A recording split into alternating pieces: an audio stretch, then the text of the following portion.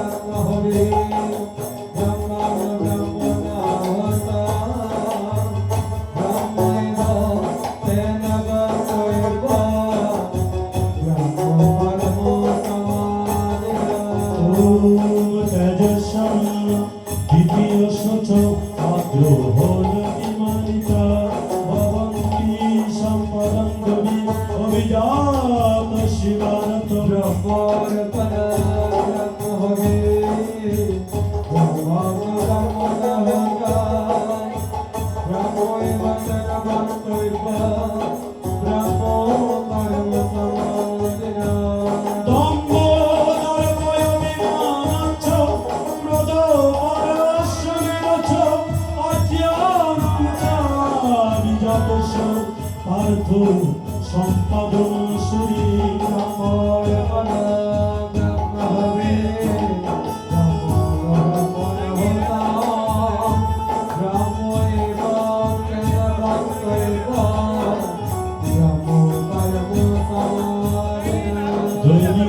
সম্পদ দেবসায় সন্ধ্যায় শ্রীমতা মাসন্ত সম্পদম রবি অভিজাত শিবা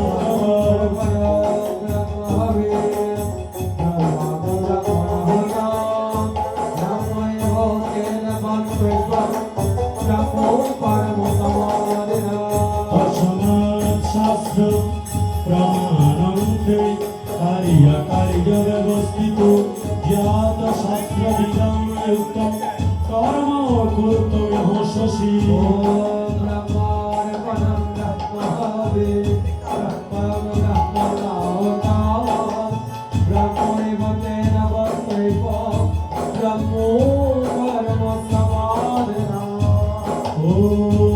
सरस्वत्याय दैवासुर संपद विभागय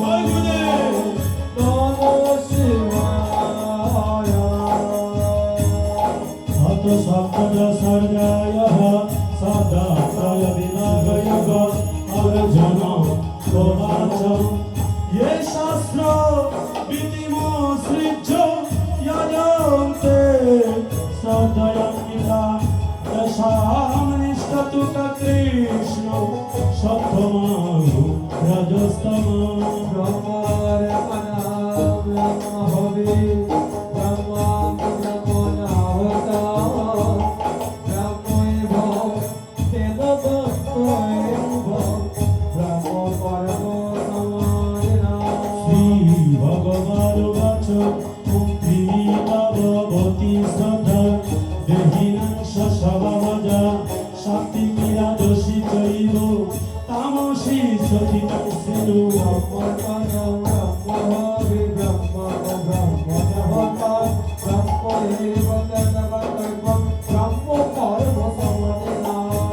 সত্তরূপ সর্বস্য সপ্তমভূতি ভারত সতময় পুরুষ য়োধস্যৈবশ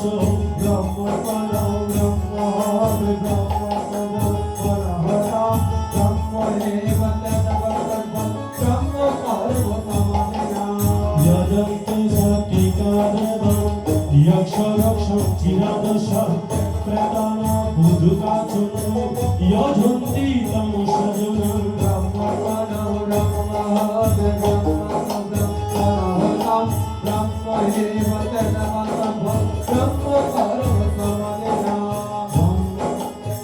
শাস্ত্রবিহিতং গুণং তপোগঞ্জ তপোজনা দ্বন্দ্বয় অহংকার সংযুক্ত কামরাগ বলমিতা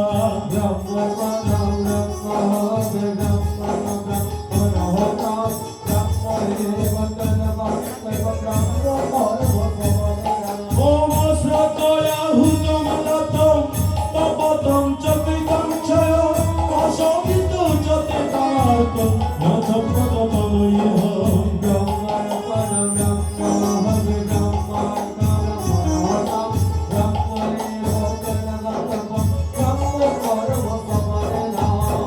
গঙ্গাধরায় জটাধরায় কৃষ্ণেশ্বরায়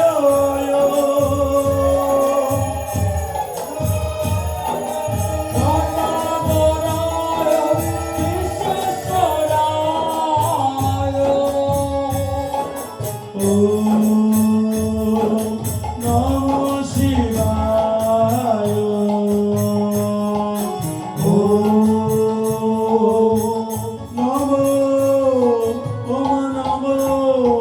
নমঃ শিবায়। আজকে যারা আছে তাদেরকে একটা কথা বলি, সপ্তদশ অধ্যায় শ্রদ্ধাত্রয়, শুধু শ্রদ্ধাকে ত্রয় ভাগে মানে 3 ভাগে ভাগ করেছে।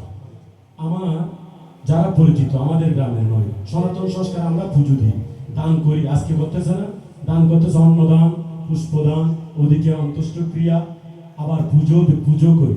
এখন ভগবান বলতেছে তোমরা সব কিছু করো, সংসারে এগুলো হচ্ছে তোমাদের কর্ম। এখন সন্ন্যাসীদের মনে প্রশ্ন থাকে আমি কোন কর্মটা করলে ভালো হবে, আবার কোন কর্মটা করলে ভালো হবে না। কর্মকে একদম ত্যাগ করব, নাকি কর্ম ত্যাগ না করে কর্ম করে কামনা বাসনা নিয়ে সংসারে থাকবে? ভগবান স্পষ্ট কথায় বলে দিয়েছে তুমি কর্ম করে যাও। কর্ম যেটা তোমার এটা কর্তব্য। সংসার করেছেন স্বামী স্ত্রী পুত্রের সাথে যে কর্মগুলো, এগুলো আমাদের কর্তব্য কর্ম।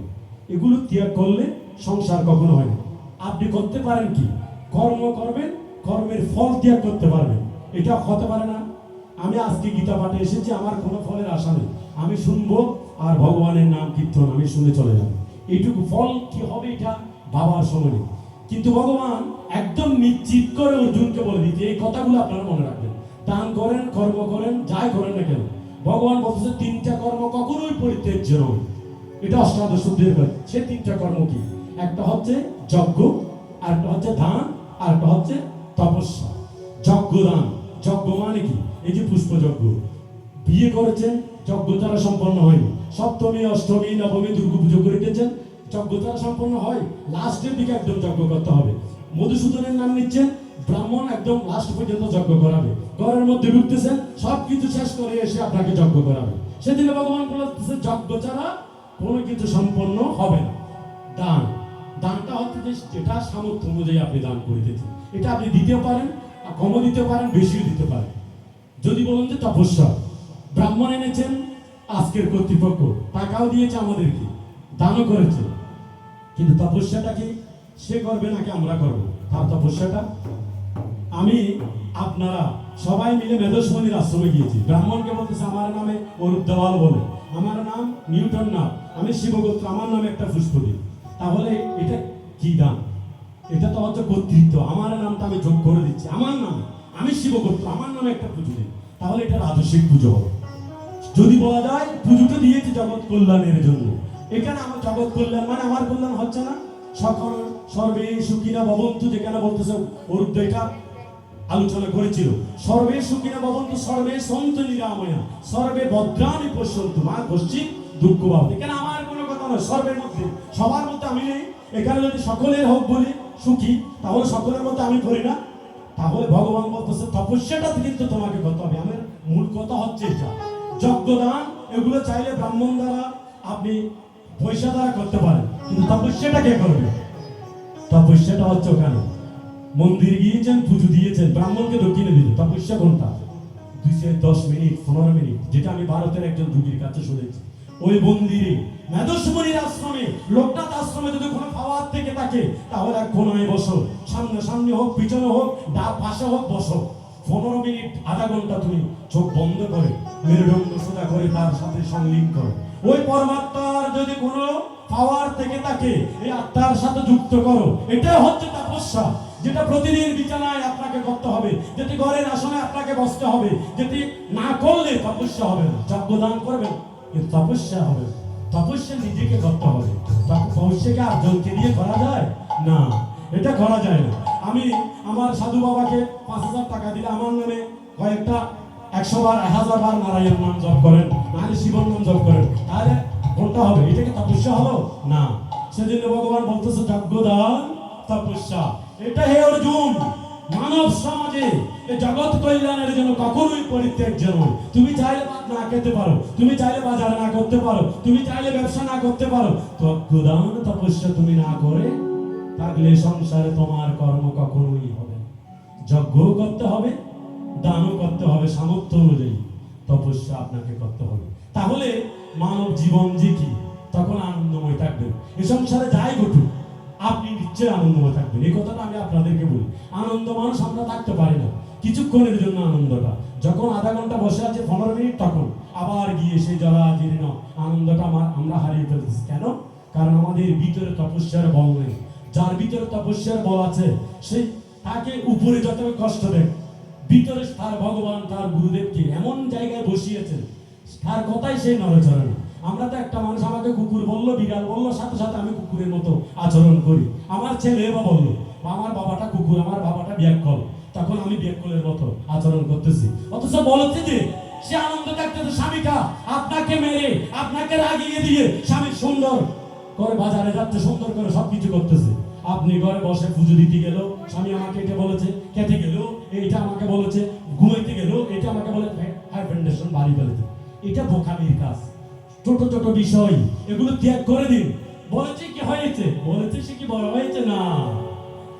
ছোট্ট বাচ্চারা আমাকে বিচার দেয় গীতা স্কুলে, স্যার দেখুন ও আমাকে ব্যাঙাচ্ছে, আমাকে গালি দিচ্ছে। আমি বলতেছি কারটা খারাপ হচ্ছে, তোমারটা না ওরটা, তুমি তো চুপ করে আছো। ব্যাঙাচ্ছে, ব্যাকাটা ওর হচ্ছে, ওকে ওই সময় একটা ছবি তুলে নাও, তখন দেখাইতে পারবে গাল কাঠটা বাঁকা ছিল। ছোট বাচ্চাদেরকে বলি সবচেয়ে বড় বিষয় হচ্ছে এটা, ছোট্ট খাট্ট বিষয় নিয়ে সব কিছুর মধ্যে আর মাথা নজরি। কারণ এক সময় থাকে, ঠিক আছে না দিদি, আপনাদের বলতেছি এমন বয়স হয়ে গেছে এখন আর এগুলো বাবা সময়। সংসার সবাই করে, আনন্দ সবাই থাকতে হবে, স্বামীর সাথে আনন্দ, পুত্রের সাথে আনন্দ, কিন্তু সব কিছু এক সময়। ওই যে বলতেছি একটু করে ফাঁক সৃষ্টি করুন, একটু করে জায়গা তৈরি করুন। মানে সংসারে আছি কিন্তু একটু দূরত্বে আছি। দূরত্ব মানে দেহটা নিয়ে দূরত্ব নয়, মনটাকে আমি একটু দূরত্ব করে ফেলেছি। সংসারে সবাই গালি দিচ্ছে, যেটা সারা জীবন ধরে শুনে যাচ্ছি। বউয়ের এই চাওয়াটা পাওয়াটা, সংসারের চাওয়াটা পাওয়াটা, এটাকে কখনো শেষ হবে না। মাটির মধ্যে চলে গেলে এখানে গিয়ে অনেক সময় বিচার দেয়, তুমি আমার জন্য কিছু করনি। ছেলে মাকে বলে, বাবা ছেলেকে বলে, করে না? তাই চলুন, এগুলো আসলে অনেক পরিচিত, সেজন্য গ্রামের বাড়ি এই কথাগুলো বলি। আমিও গীতা পাঠে বলি। তাই চলুন গীতার আরেকটি অধ্যায় শুধু এটা সমর্পণ করবো, তারপর আমাদের সেগুনের আমরা গান শুনবো। ওম তৎসৎ শ্রী পরমাত্মনে নমঃ। শ্রীমদ্ ভগবদ গীতা শ্রী গীতার অষ্টাদশ অধ্যায়ঃ মোক্ষযোগঃ। অর্জুন উবাচ সন্ন্যাসস্য মহাবাহু তত্ত্ব ইচ্ছামি বেদিতুম ত্যাগস্য চ ঋষিকেশ কৃতকেশী নিষুদন। ব্রহ্মর পদ ব্রহ্মহবি ব্রহ্মাগ্ন ব্রহ্মণোদম ব্রহ্মৈব তেন গন্তব্যম ব্রহ্মো পরমো সমাধিনা। সঞ্জয় বাচ ইত্যহং বাসুদেবস্য পার্থস্য চ মহাত্মনঃ সংবাদ ইমমস্য অদ্ভুতং রমহর্ষণম। ব্রহ্মর পদ ব্রহ্মহবি ব্রহ্মাগ্ন ব্রহ্মণোদম ব্রহ্মৈব তেন গন্তব্যম ব্রহ্মো পরমো সমাধিনা। ওম ব্যাস প্রসাদ সুত ভবিমং উজ্জমহয়হং পরম যোগম যোগীশ্বর কৃষ্ণ সাক্ষাৎকতয়ত স্বয়ং। ব্রহ্মর পদ ব্রহ্মহবি ব্রহ্মাগ্ন ব্রহ্মণোদম ব্রহ্মৈব তেন গন্তব্যম ব্রহ্মো পরমো সমাধিনা। রাজন সংস্মৃত সংস্মৃত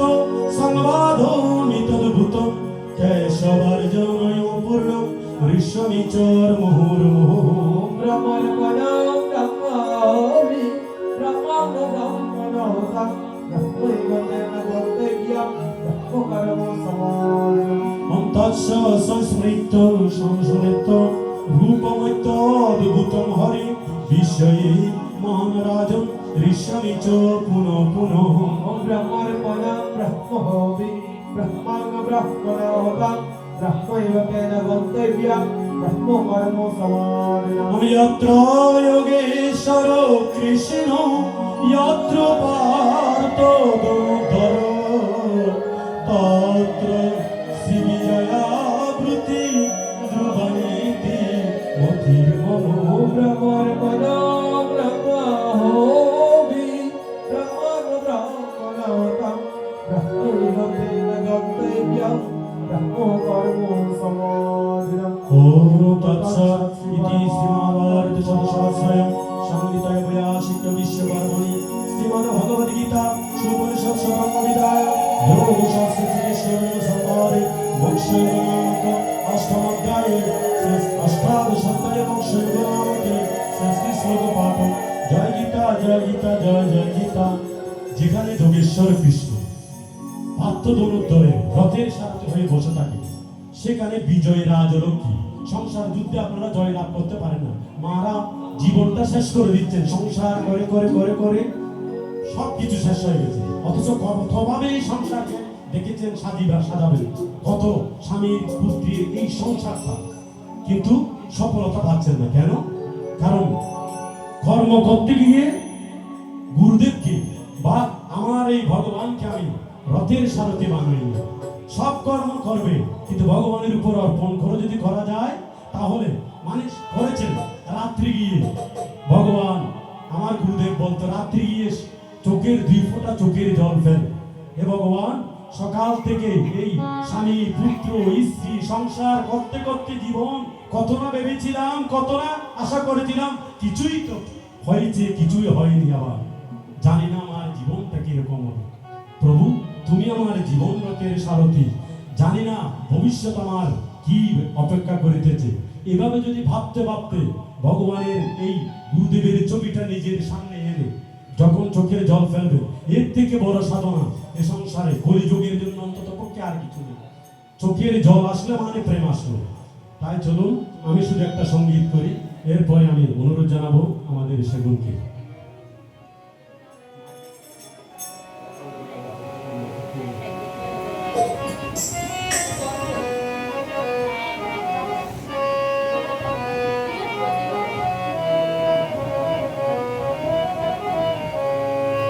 একদিন মাটির ভিতরে হবে ঘর, ও মনামা কেন বাঁধো দালান ঘর। একদিন মাটি